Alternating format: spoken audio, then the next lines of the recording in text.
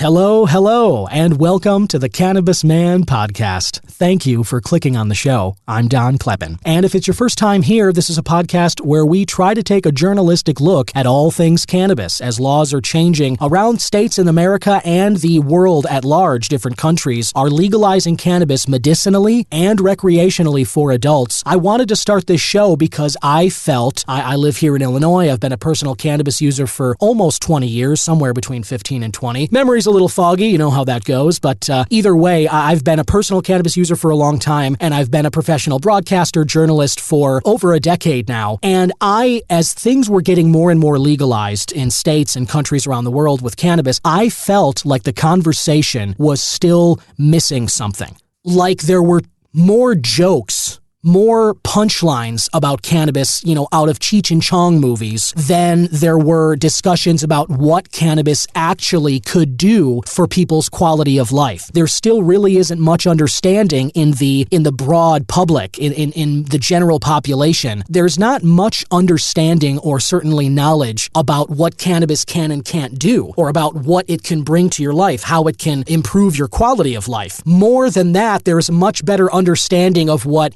the sort of caricatures of the stoner that Hollywood's cranked out, and some of the lingering stigma of reefer madness and the Harry Anslinger, U.S. first drug czar, all the propaganda about cannabis and the DARE education, all of that stuff is still lingering, and that stuff is a lot more prevalent in the average American and global citizen's mind than an understanding of what the cannabis plant can actually bring to your life and what it can do for you. So that is part of what led me to start the Cannabis Man podcast, and since I started on 4/20 of 2022, I have been sharing with you news articles talking about headlines around Illinois and around other states and countries around the world related to cannabis. I've been sharing some cannabis events that you can go to if you're interested in finding out more, that have some showcases of great new businesses, new cannabis products, and new people who are jumping in the industry, or people who've been involved in a long time already that are just kind of moving from the legacy side of things into the new legal dispensary sort of recreational markets kind of a thing. And it's very exciting. There's stuff changing every day. And I have a great episode for you this week as well. Two guests on this episode. They are both part of some different groups. One of the groups was True Social Equity in Cannabis. The newer group that they're a part of is Weed the People, THA People. And they basically have been leading protests and demonstrations around the country, different states, and pointing out some of the states, including Illinois, which are from the beginning have sort of touted an interest in a social equity component of their legal cannabis markets, but as these guests say, in a lot of ways have really been falling short of those goals of social equity. And so my guests today have a lot to talk about in terms of what their demands are, what they're looking for from these states that profess to care about social equity in the legal cannabis markets. They talk about what they'd actually like to see from these states, and obviously as the federal government weighs decriminalizing and legalizing cannabis, they would very much like to see these goals, these social equity components top of mind, and that's a little bit about what our conversation has to do with today. Of course, I've got the news joint wrap as well as some other articles and topics that I thought were worth bringing to your attention on this week of Thanksgiving, and I'd like to bring all of that to you before I get into it. However, I would like to thank everyone very much for leaving the ratings and reviews and subscribing to the show. It has really made a big difference in terms of the engagement that I've received. Some of the numbers are starting to change. Getting word out about this show is what I've been trying to do, and I really need your help with that. So thank you to everyone who's helped me so far. If you're listening to this right now and you have not rated or reviewed the show, do me a favor. Go ahead and whatever platform you're using to listen to this, YouTube, Spotify, Apple Podcasts, iHeart, whatever it is, scroll up to the top of the show page and hit that ratings button and go ahead and leave however many stars you think this show is worth. I would much appreciate 5-star reviews, but whatever you feel like giving, I'm okay with it. But anybody who hasn't left a rating or review, please do me a favor and do that, because it definitely helps the show stand out from all the great podcasts that people are creating out there, and certain platforms have started to notice this show and highlight it on their picks for the week and their reviews and whatnot. So all of that really, really helps me, and I can't do it without you. So thank you all so much for sharing the show. I really appreciate everyone's engagement with it. And a final note, the interview in this episode does contain some strong language. Listener, I decided not to omit anything that my guests said for the most part, and I decided not to bleep out the swears either. So if you've got anybody sensitive to that sort of language or younger listeners, just keep that in mind as the interview goes. And with that, let's kick off this 30-second episode of the Cannabis Man Podcast. Here we go.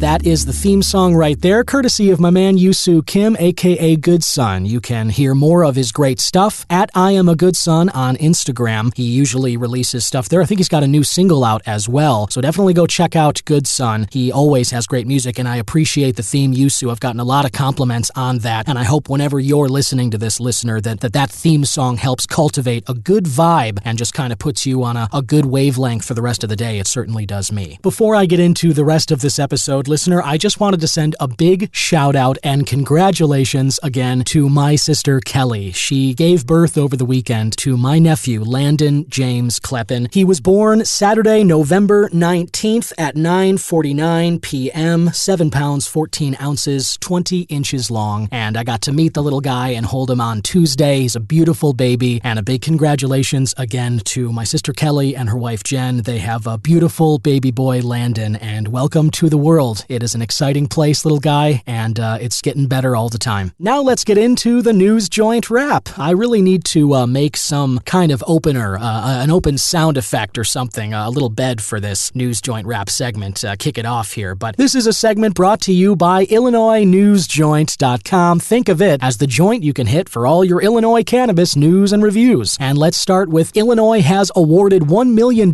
in social equity cannabis loans to Helios Labs. Helios announced this week the company secured the first loan from Illinois Department of Commerce and Economic Opportunity, the Cannabis Social Equity Loan Program from that department. It's designated for license holders that qualify under the social equity applicant category. The minority-owned craft cannabis growers located in Broadview, Illinois, got a $1 million loan from Good Tree Capital, a Chicago-based financial institution providing loans and now a digital wallet for cannabis companies to store and use their funds. The Cannabis Social Equity Loan Program was created to help social equity license holders access capital, which has been one of the main barriers to entry. As a matter of fact, you'll hear more about this in my interview today with my guests. They talk a lot about the barriers to entry and how much the state asks for in terms of anybody applying to hold a social equity license to distribute cannabis. It might just be anybody who's looking for a cannabis license. I don't know if the barriers to entry are different for social equity applicants versus non, but either way, the barriers are pretty high, and the need for capital for anybody who is looking to get into this is there 100%. And so this is a very exciting development here, and Helios Labs is the first group to benefit by getting this $1 million loan, courtesy of Good Tree Capital. Helios Labs is a craft cannabis company with a cultivation and manufacturing facilities located in Broadview. It's minority and veteran-owned company working closely with the 1937 Group, which is a company committed to creating opportunities for others whose voices often get overlooked. That's a quote. As one of the first social equity craft growers issued a license in Illinois, Helios Labs is, quote, authentically Chicago and poised to be one of the first to market. Next story, December cannabis events head indoors. That is a good thing, as it is cold as heck outside now around Illinois. If you're here, you already know that, and if you're not, stay away for a few months.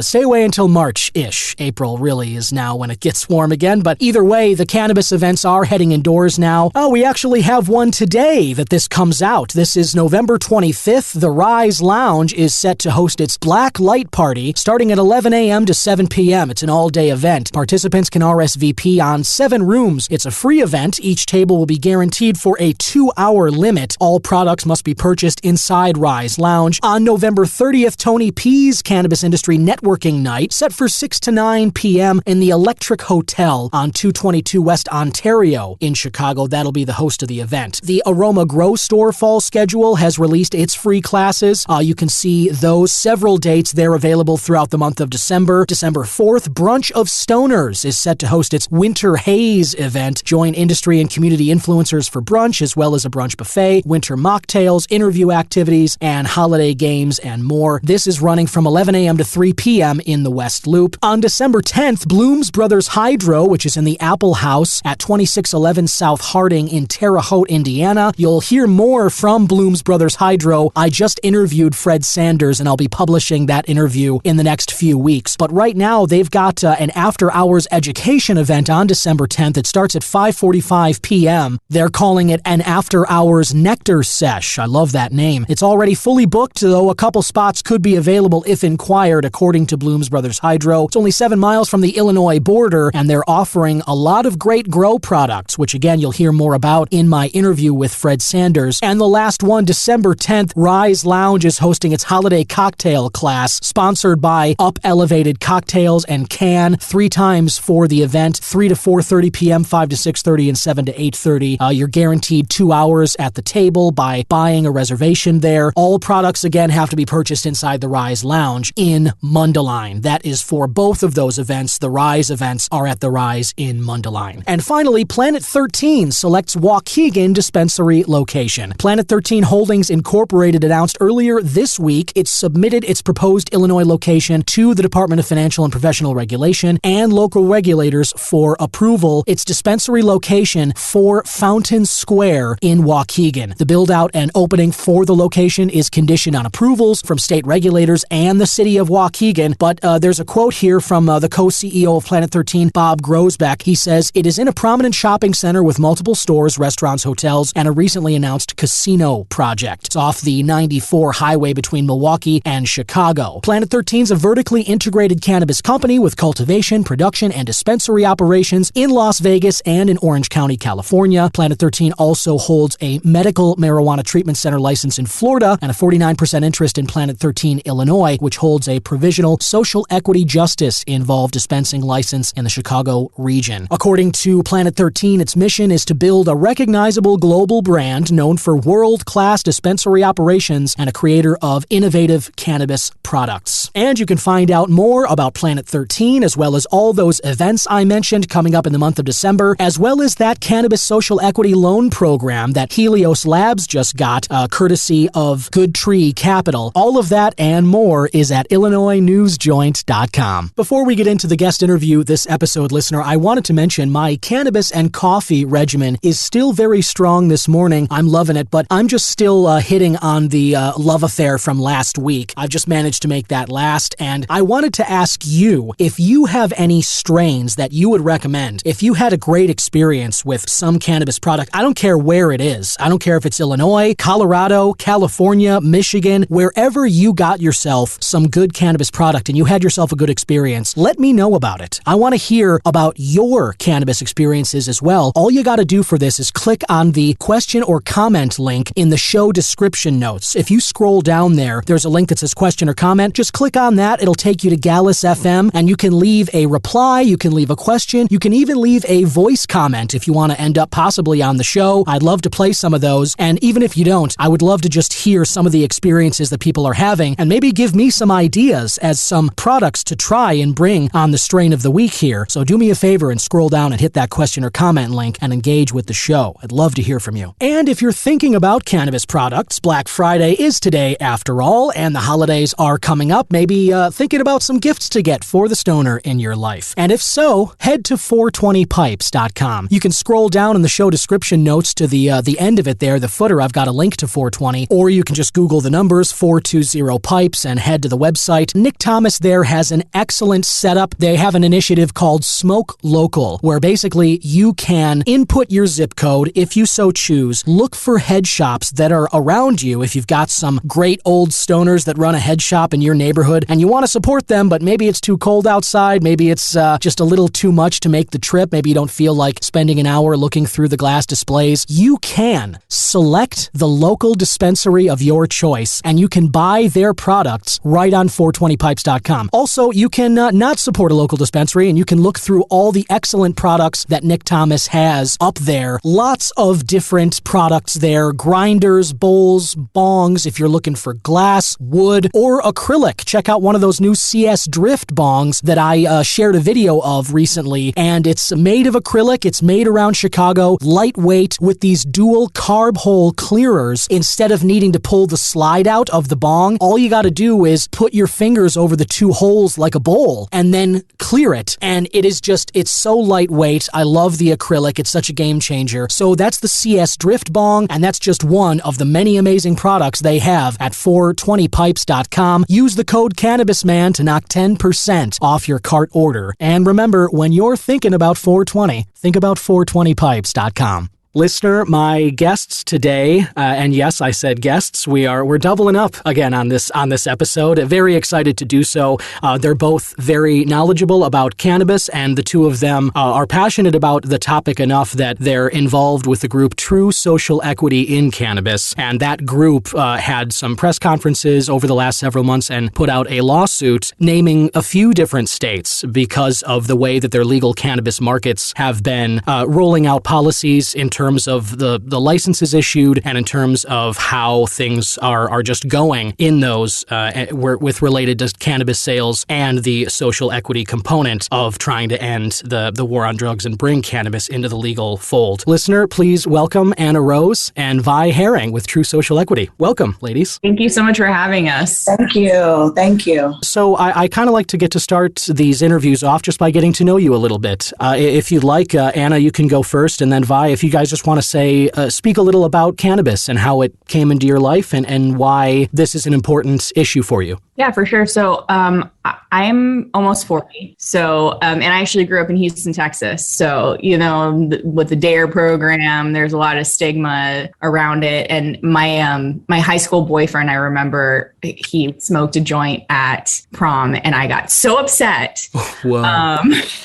But then 2 years later, I'm a pothead. I moved to Chicago for college and I was just so depressed and I found cannabis and I started using it. I went to an art school, so I was like constantly busy, barely got any sleep. And on weekends, I was, trying to memorize lines, but cannabis was the only thing that really kept me not really, really, really depressed. I also have an inflammatory disease, and I didn't realize at the time it was also helping my inflammatory disease. Wow. So yeah, at this point, that was in 2004 that I really started smoking like every weekend. 2005, I became an everyday smoker, and that's just what I am today. Never looked back. I like it. How about you, Vi? How about yourself? I'm originally from Kansas City, Missouri. I've been into the plant medicine since I was 14 years old, growing up in the inner city, in an urban city, and I've been into it since I was a kid. I'm 42. It just kind of came with the environment and the culture and growing up in an urban community. From then on, what brought me to the legal side is that once Illinois decided that, or not even Illinois, once, the United States decided that they were going to start allowing medicinal wellness through cannabis. Of course, somebody from the legacy market, I'm also a cannabis grower from the legacy market. Of course, I was like, wait a minute, I'm not going to go to jail for selling plants and distributing that. Right. Me and all my people constantly get, profiled or incarcerated or just held up from doing this very thing that now it's legal to do. Abso-freaking-lutely, I want to apply. I didn't really care about a retail because I was doing that anyway. You know what I mean? Sure. But as far as having a license to grow, to me, I was like, this is a great opportunity to not only just go legal and not have to constantly look over my shoulder, but also to be able to have a well business that I can grow on a multi-state level. Unfortunately, that's not what happened. Right. With the debacle and everything that has gone on. But what has made it important for me, not so much just being affected by the war on drugs, but, I suffer from different ailments where I'm also ex-military. So, I have anxiety, PTSD, and depression, as we all probably do in some form or fashion, living in a world of oppression just underneath the system. But beyond that, my husband died from a morphine overdose taken as prescribed and given as directed from the hospital. But because he came home after an 8-day stay in the hospital, he died in his sleep for 8 hours, and the hospital was found not negligent. And so thinking about opioids and our opioid crisis, it was even more imperative for me to make sure that I was on the front lines as an advocate and activist in how it is that this rollout was going to happen. My mom also died of cancer. She had leukemia, and it was an acute case of it. So I have a lot of other people that have ailments and some that have been terminally ill, and had they had this type of medications, things might have been a little bit different. Yeah, I completely understand that. And that's a lot to go through for anybody. And it definitely makes sense, how involved cannabis is in your life. I can totally understand that. And I've spoken with some other guests too about how viable cannabis is medically as an alternative for things like opioids, for things that are absolutely prescribed. And, the big pharma is a huge part of the continued resistance that we're still facing as to a fully federally legal cannabis market, for sure. And what you were both just mentioning kind of segues nicely into the illegal cannabis as it stands. Obviously, we're still facing a federal prohibition. So different states have kind of started as they can to form their patchwork of legal markets, but nothing is able to work well together, and every state has a different idea about what's most important or what the issues that they need to face head on when they legalize are. Can you just talk a little? Yeah, it's not working because they didn't utilize the ecosystem that currently existed to help people heal. And I like that Vi addressed, being someone that has been doing that. Like, there are so many women that are in this industry that went in it to help people that are being left out. I mean, there's not just women. There's so many people that are still being criminalized for helping people with a healing plant because of this limited licensing bullshit that we all know has been lobbied by these huge corporations. It's the same stupid stamp that they do every single time with corporatization, and it's got to go. This is a plant. This is natural medicine, and it will not stand. But to your point, Don, one of the reasons that has occurred is because big pharma, big tobacco, big government from the very beginning has wanted to monopolize and have their hands into how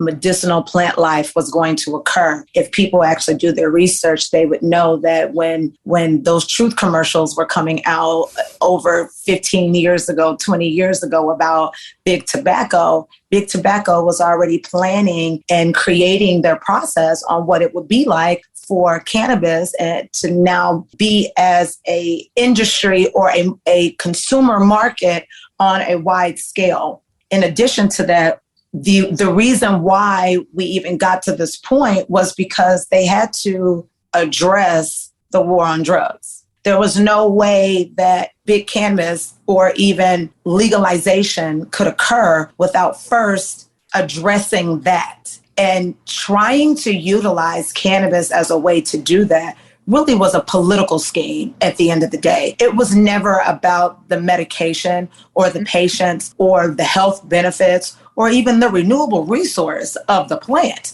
It was always about being able to create another engine, another economic engine that affects masses of people as far as use, and then control it so that lots of money could then be repurposed back into where it is that big government, big tobacco, big pharma sees fit. Right. I totally agree with that as well. And you can, to your point, as you were just saying, that it's not about health. It's not about the patients or their well-being. It's about money. I think all you have to do is look at the healthcare system and how it operates in the U.S. today to understand that that's the truth. I mean, if the pharmaceutical companies can prescribe somebody 5, 10 different substances to address different symptoms, and then those substances elicit other symptoms that then need to be prescribed additional medication for. And if all of this could be addressed by one plant, cannabis,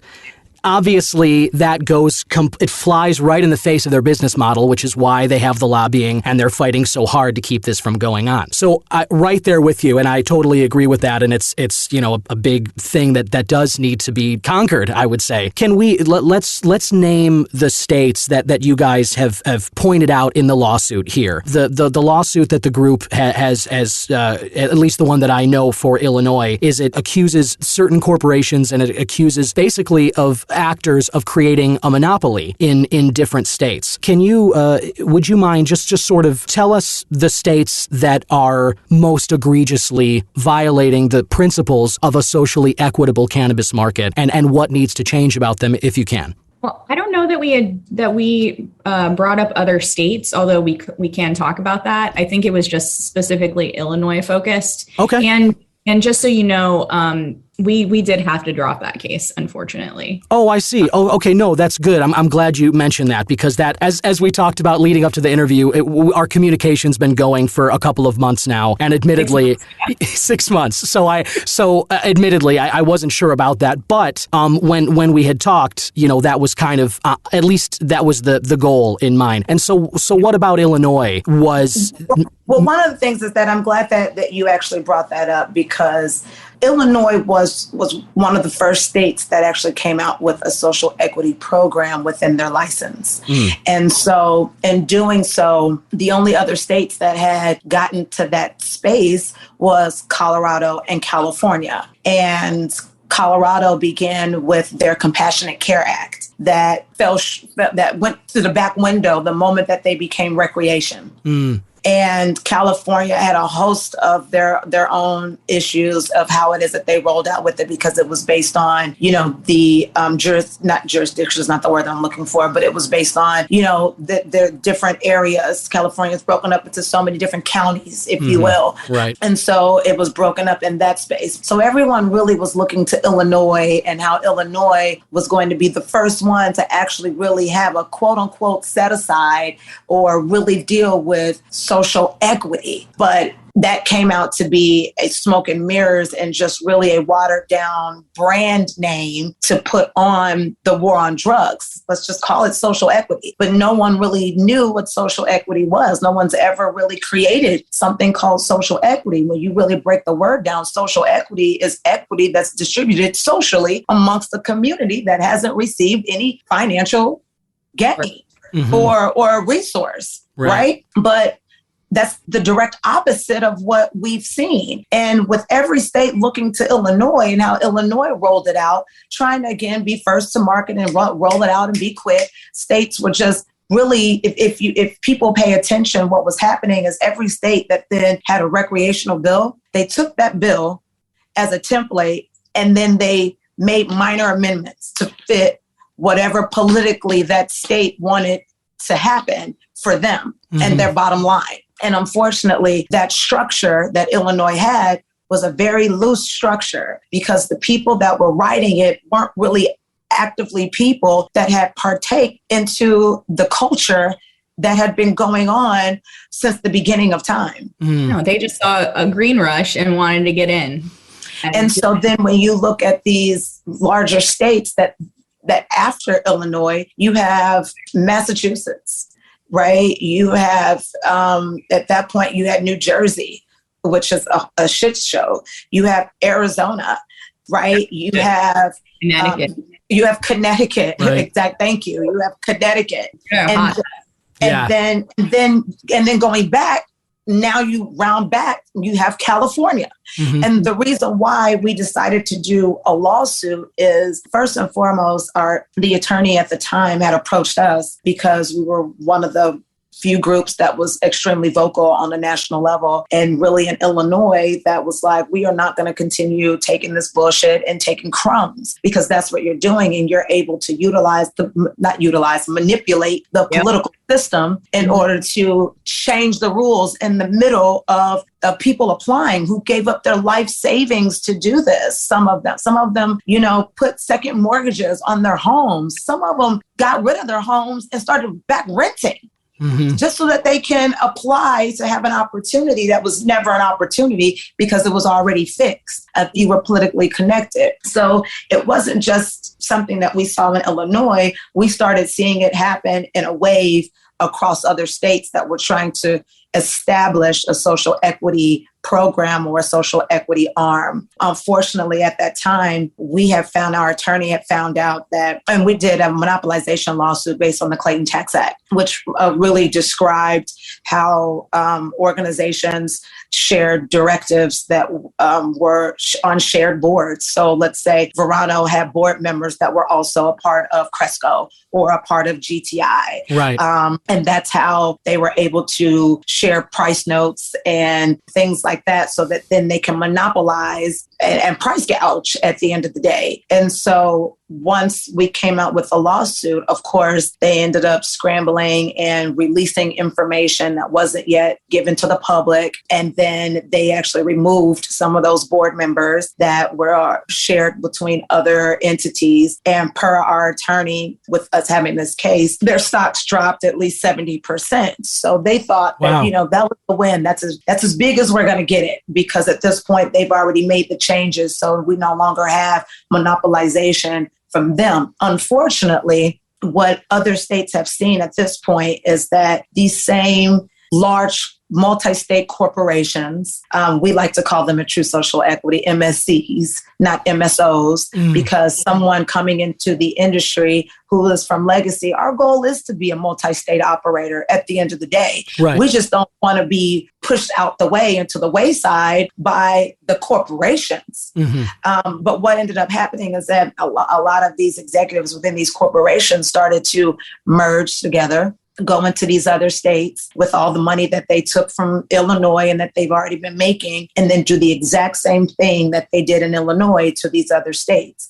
So we still see a chain of monopolization occurring. What we're watching is the establishment of the American cartel. True Social Equity in Cannabis was the only group that called what was happening on the political corruption side in Illinois as the Chicago Cannabis Cartel. And if you extrapolate that out, you're watching the American cannabis cartel being created. Man. And right after that, they started doing hashtag, what did they say? MSO gang. I don't know. I've seen that.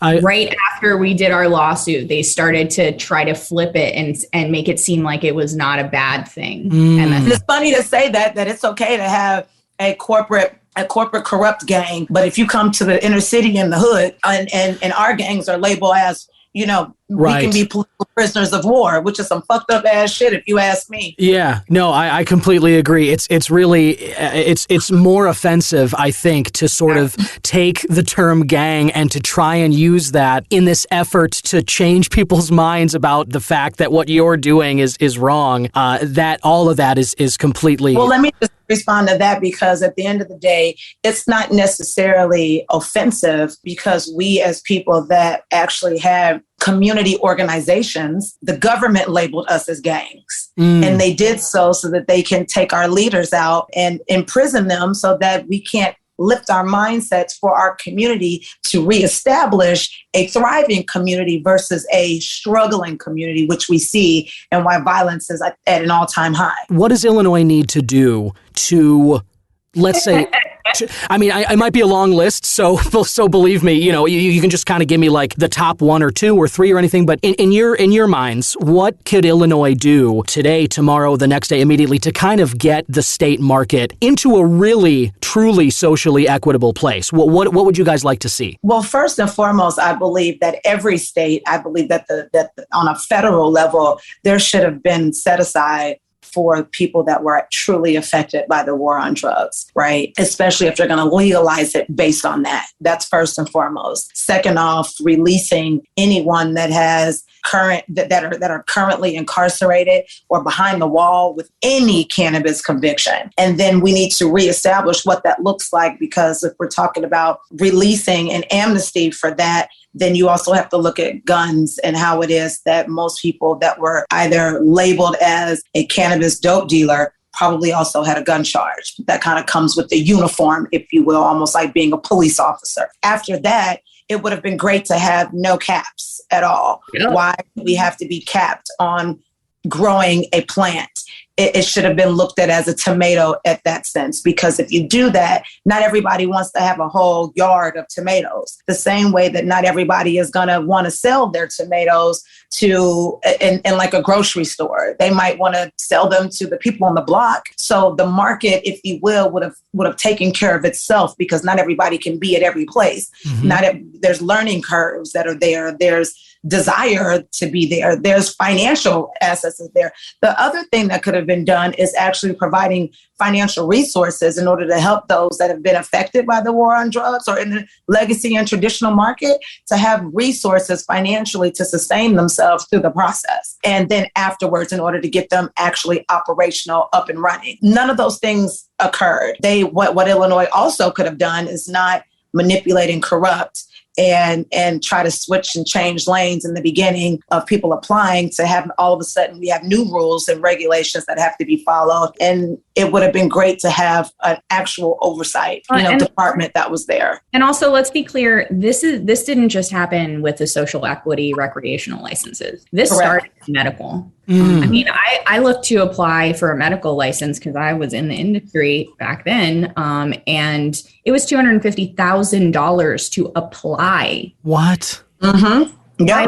And I and three of our friends from the South Side, we just recently applied for the rec 3 years ago, and we spent $110,000 total with the lawyer fees, with the consultant fees. We put in 2 applications, which was $5,000, but everything else was, it's just the costs. And we put all of our savings into this, and mind you, everyone who's listening, this whole process had to be done in 8 weeks. Yeah. They literally gave us a very short limit of time to damn near write a dissertation about our plans and how we were going to roll it out. And then we had to have these guidelines in order to follow. And they wanted all these specifics, and yet there's no oversight. They call it regulation, which I hate that word because regulation puts restrictions. I like to use the word compliance.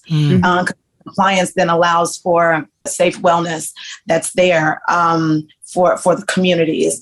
And that wasn't there at all. And to Anna's point, she's absolutely right. This started way back in medical. And that's one of the things that the other states that we wanted to do here in Illinois, not just True Social Equity in Cannabis, but other organizations that were standing at the beginning during advocacy and speaking out about this. We wanted to make sure that other states didn't adopt the same process. And if they saw it coming, at least they knew what to expect so they could get in front of it. Mm-hmm. Unfortunately, that corporate corrupt monster got a leg up and got the money already. Right, they were already down that line. Yeah. And so we actually called for in April to stop corporate cannabis, and we did that lawsuit. And I can't remember what our demand. We had a lot of demands at the time, and we did a national protest. And ultimately, only 3 states ended up participating, which is fine because getting people together on a few goals is difficult. But then a few months later, another group or another person was like, "Hey, let's get all these groups together and do this national protest." And we were like, "Yes, that's what we've been doing. Let's." So then even more groups started joining us, and we decided that this past September was Protest Corporate Cannabis Month, and we did multiple rallies and protests and press conferences throughout the country in Maine, Connecticut, New York, Michigan. Illinois, Michigan. Yeah. We banded on three things: decriminalization, freedom and amnesty for all cannabis lockups, and home grow for all, regardless of the quantity. People should be able to grow as many fucking plants as they want. Wow. Sorry, I didn't ask about cursing on this. No, it's fine. I'm okay with it. I'll click the little E box so people know that explicit language is in there, but otherwise it's totally fine by me. Go ahead.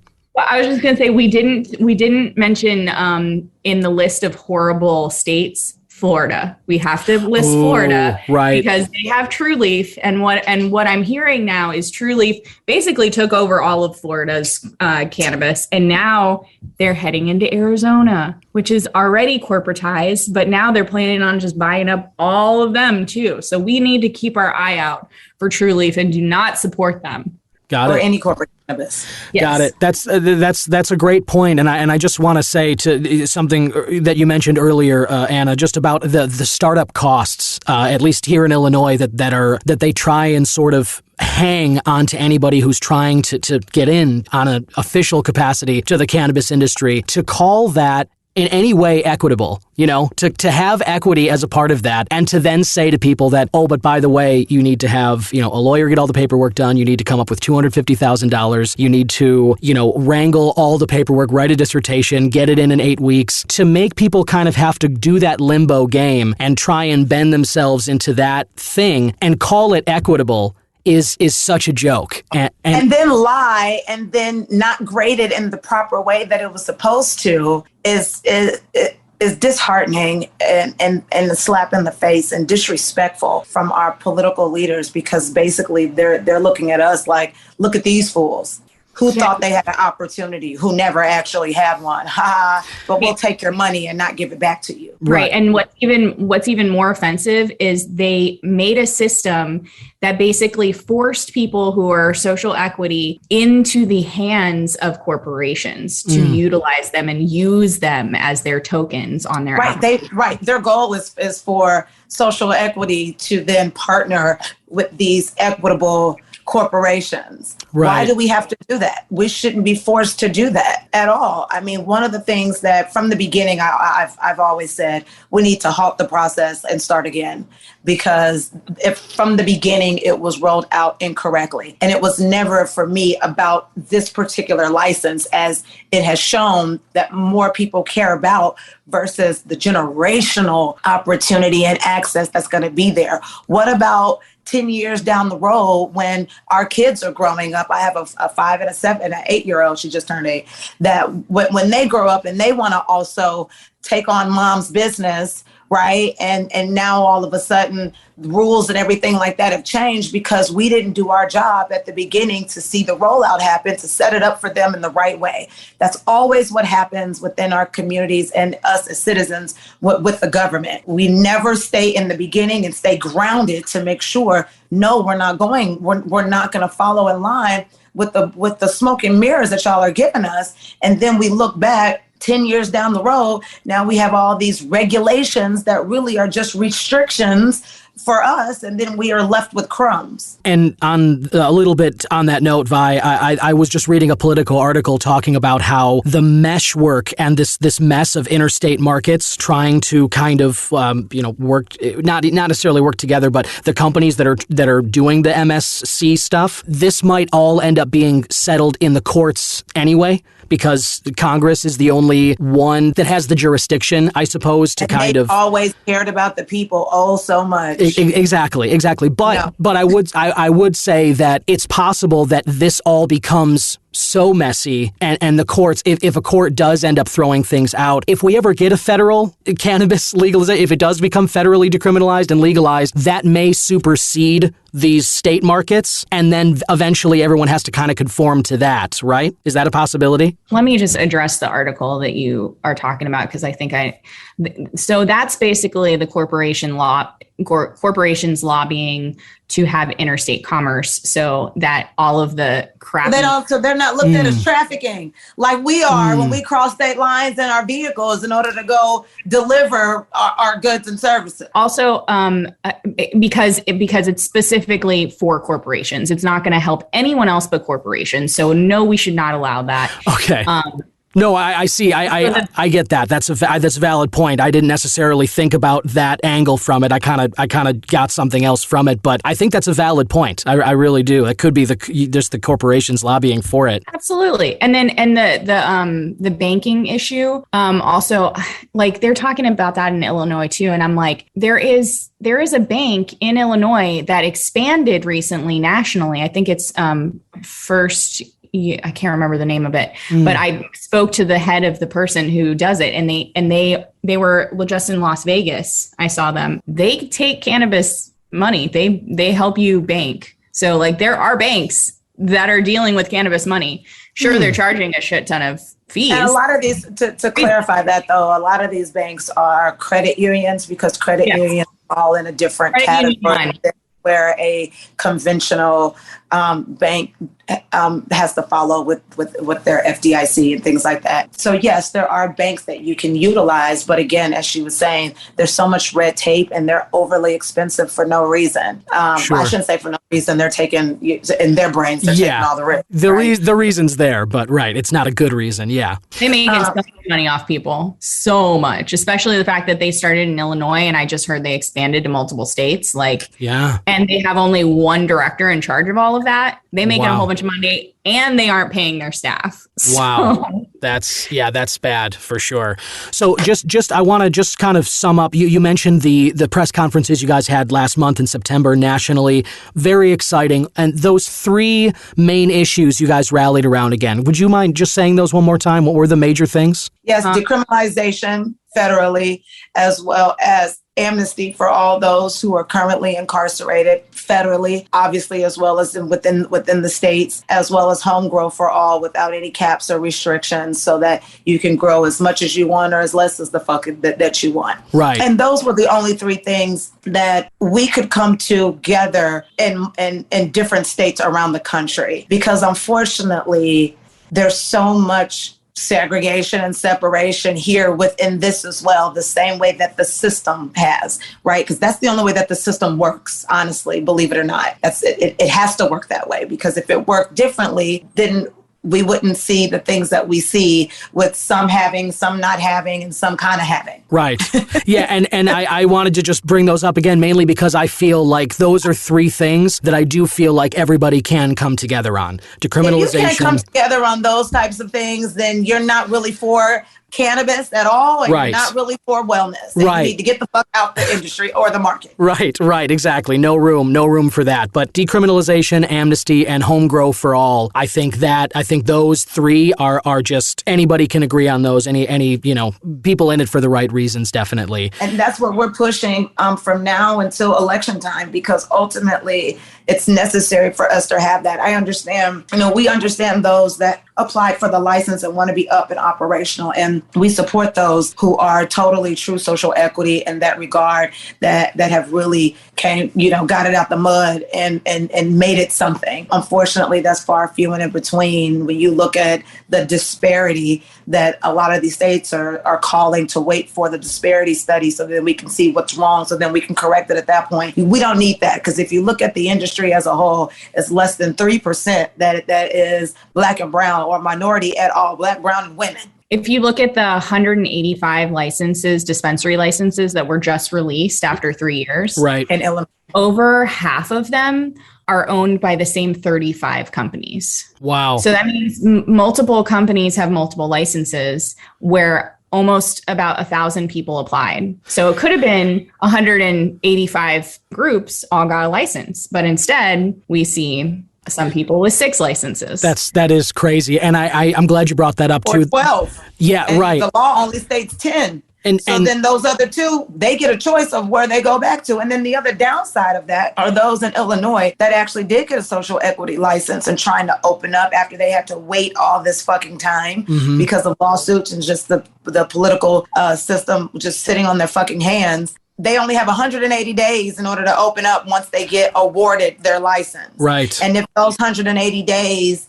get reached, their license goes back to the state. And so now what was a social equity license could be a non-social equity license at that point, or just bought out. Wow, I didn't realize that, and that definitely is one of those political loopholes that people talk about all the time, because that's ridiculous. And I do want to say, to that point, the 185 licenses, I saw something just a few days ago that was this big celebration of the first craft grower social equity in Rockford. I think it was Starbuds was the name of it, and that's a good thing for that person. But that's amazing for her. Yes, for them. yes. But the fact that here we are 3 years after legalization and rolling out of the program, and we have one in the state craft grow social equity licensed operator, I think that really paints the picture of what legal cannabis in Illinois is right now and what it's been. Definitely. And mind you, there has been a plethora of other social equity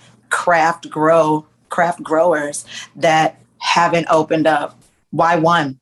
Why not all of them that actually were quote unquote awarded? Well, I actually asked. I asked on, because I saw that too, and I was like, how did they open up when all of the other groups are begging the state for the grant money that they were supposed to get? And then someone was like, well, they already had their bagging, and I'm like, well, yeah, obviously they already had their backing. They didn't, which is not a bad thing, especially if their backing, also has synchronicity and alignment with being legacy or social equity, right? That's amazing. The problem is when one is tokenized and then the whole is still fighting the barrel. Right. And become crabs in a barrel. Exactly. And that's kind of how it looked. That's how it is now in Illinois, is that it's just, and not just Illinois, that's how it is around the nation.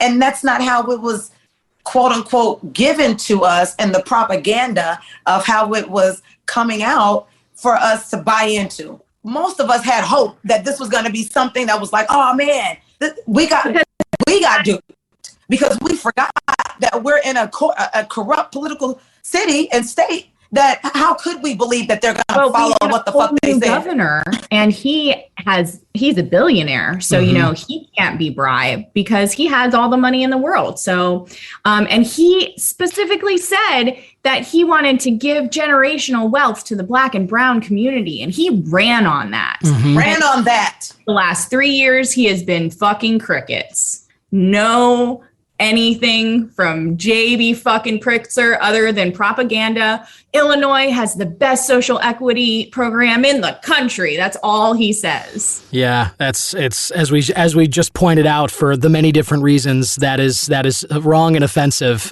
because of the way that things have rolled out. And anybody who's involved and tried to get involved in this legal cannabis here knows that very, very well. Anna Rose and Vi Herring of True Social Equity in Cannabis, thank you both so much for jumping on the show today and just kind of sharing the missions of your group and what you guys want to see in a U.S. legal cannabis market across the country. I got one more thing. So Sure. We also have a group called Weed the People, THAPPL. Nice. And they're currently collecting people who are interested in running for any kind of office in throughout the country to run under, no fucking corruption. Right. So freeing the plant and freeing the people. So if people are interested, how can they get involved in Weed the People? So right now we're just on Instagram and Facebook. Holler at us, message us. We're still finding our core group of people that are going to be kind of like the A team at the end of the day, because we're currently writing policy that not only for Illinois, but for federally as well, that hopefully, everyone can get behind as we roll it out, speaking about the three main things that we talked about here today and expounding upon that. But really, we're looking for people that are trying to have new thought leadership in their thinking to create more progressive and inclusive and equitable laws for us as a people for our future, and who also, really care about the environment, and that environment meaning the environment outside of us as well as the environment inside of us, mind, body, and spirit. Right on. And that I believe that'll resonate with a lot of people. And thanks again for both of you for the work that you're doing. And thank you again for jumping on the show and just kind of sharing your journeys and the goals with everybody. And anyone listening, check out Weed the People on Instagram and Facebook and get involved if you feel it. Anna and Vi, thanks again. Really hope to talk to you guys in the future. Absolutely. Thank you so much. Peace and love. Thank you so much. touched on. And there you have it. I want to thank again my guests Vi Herring and Anna Rose of True Social Equity in Cannabis, as well as Weed the People. And you can find both of those groups on Facebook or Instagram. I have links to their page in the show description notes, but you can certainly just search them on either platform and check out what they're doing. They've got some events coming up, some protests, demonstrations, and like I've said, I think their motivation, they're coming from the right place, and they have the right stuff in mind there. And the three things they're asking for are not crazy. There's nothing crazy about no license caps, amnesty for cannabis crimes, and home grow for all. I think those are absolutely baseline, totally agreeable. Now, I have talked on the show before about license caps. It is a debatable topic, certainly. I've mentioned that in places like Colorado and Michigan, the free nature of licenses has sort of led to the product value dropping down. And you've literally got Colorado, the union there of cannabis growers, the union is asking for a moratorium on licenses. So that to me says that if the people who are growing there don't want licenses out anymore, that tells you something about what happens to the value of cannabis when anybody can grow and get their stuff on dispensary store shelves. So my point being, the nature of no license caps, that's a debatable topic. But home grow for all and amnesty for all cannabis crimes, that to me is baseline, totally agreeable, and I believe that everybody should get behind those things 100%. One more thing before I let you go this week, listener. There was something that came up about a month ago. There was a press conference in New York, and the recently elected mayor, Eric Adams, there had an interesting sort of reaction to a smell that popped up during his press conference, and I wanted to share that with you. One thing for sure, one law that was passed is clearly being practiced right now, because I smell some weed. Someone is smoking.